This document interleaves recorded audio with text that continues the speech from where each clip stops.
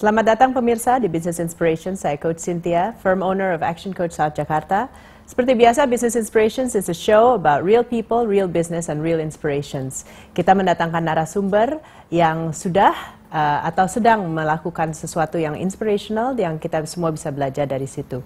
Hari ini narasumber kita adalah Bapak Dr. Bayu Prawirahi, ya, juga bukan tokoh yang asing di QTV. Selamat datang Dr. Bayu. Terima kasih.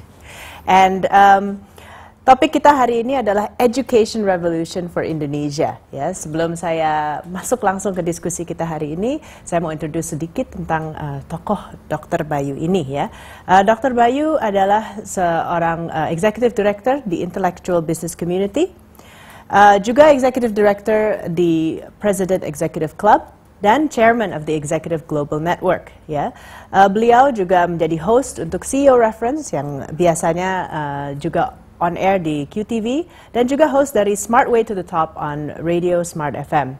Selain berbagai karir yang sudah sukses di dunia business and executives, beliau sebetulnya punya pengalaman mengajar hampir 15 tahun ya di berbagai universitas, di program MM, di UI, Pelita Harapan, BINUS, Mercu Buana, dan juga IPMI. Ya. Nah, interestingly, baru saja di tanggal 12 Juli, beliau dilantik sebagai Rektor Sekolah Tinggi Mediakom Trisakti, dan mempunyai visi membawa Sekolah Tinggi Mediakom Trisakti menjadi institusi paling unggul dalam kemandirian keuangan lulusannya, serta pusat ilmu media komunikasi bidang pendidikan yang paling unggul di Indonesia dan 10 besar di dunia di tahun 2020. That's a very big vision dan kita akan bicarakan tentang itu juga. Jadi sedikit tentang Sekolah Tinggi Media Komunikasi Trisakti adalah salah satu dari 5 sekolah tinggi yang dimiliki oleh Yayasan Trisakti selain Universitas Trisakti. Sekolah Tinggi Mediakom berawal dari Akademi Teknologi Grafika Trisakti yang didirikan di tahun 1985, yang dalam perkembangannya menambah bidang studi desain komunikasi visual di tahun 2001 dan kemudian berubah statusnya menjadi sekolah tinggi yang memberikan gelar S1 di tahun 2008. Ya, so I'm very excited untuk mendatangkan Anda di show ini. Terima kasih atas waktu Anda. Mungkin saya mulai dengan visi. Menurut saya visi Anda cukup interesting ya untuk menjadi institusi paling unggul dalam kemandirian keuangan lulusannya. I mean, biasanya kalau visi institusi akademis itu tentang akademis, but you're talking about financial freedom. Boleh jelaskan sedikit, Pak? Oke, jadi visinya ada dua. Satu terhadap siswanya, mahasiswanya. Kedua terhadap institusinya. Ya. Jadi terhadap siswanya sebenarnya sederhana pemikirannya begini. Kalau kita tanya semua orang tua yang mengirim anaknya untuk sekolah di level universitas, ditanya apa sih tujuannya Anda untuk menyekolahkan di sini? You will get many answers.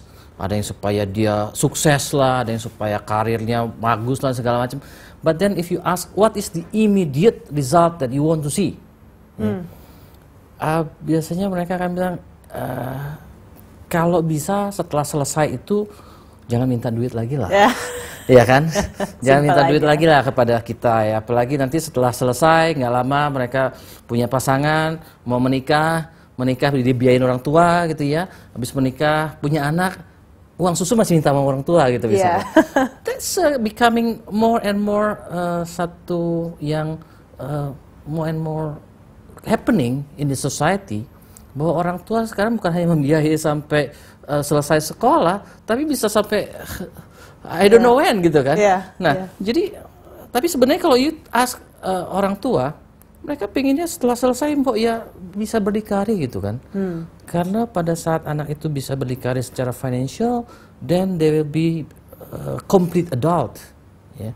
Kalau enggak, kalau masih belum financially independent, ya they are not yet, orangnya adult itu by age, tapi secara freedom financially itu not yet adult. Jadi tentunya untuk bisa financial independent dengan lulus dari sekolah tinggi tertentu itu, tentunya dia akan bisa mencari uang berbekalkan ilmu yang diperoleh di sekolah tinggi tersebut atau universitas tersebut.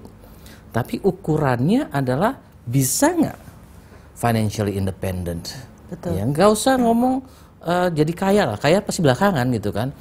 Tapi financial independent, syukur-syukur masih bisa kasih orang tua gitu kan. Iya. Ya. Tapi nggak kasih orang tua pun nggak apa-apa lah. Yang penting Asal jangan minta mandiri. lagi, jangan minta lagi gitu kan. Yes, that's right. Nah, saya kira dengan demikian kita make sure bahwa harapan orang tua tersebut harus bisa tercapai pada saat anak tersebut lulus dari sekolah tinggi media komunikasi Trisakti. And then what about the second part of the vision ya, yang untuk sekolahnya menjadi 10 besar di dunia ya, bukan di Jabodetabek atau bukan di nasional. You're talking about dunia. Yeah, that's very ambitious. Yes. 2020 lagi, jadi tinggal 8 tahun lagi, Pak. Yes. So, ini berhubungan dengan big vision. Jadi the big vision sebenarnya adalah how to give more access to Indonesian people. Ya, yang sekarang ini sangat tertinggal di dalam edukasi, dalam pendidikan. Ya. Kita ngomong masyarakat-masyarakat yang terpencil ya, yang sampai sekarang kita kirimkan guru ke mereka gitu ya, kita coba bangunkan sekolah di sana, tapi tidak pernah terkejar. Ya. Dan itu suatu hal yang sangat wajar kalau kita punya kepulauan segitu banyak, ya, kita punya geografi berdemikian sulit, ya. Dan tentunya untuk menjangkau ke sana secara fisikal itu sangat sulit. Tapi kalau kita lihat bagaimana to solve this problem supaya kita nggak makin lama makin tertinggal dengan negara-negara lain.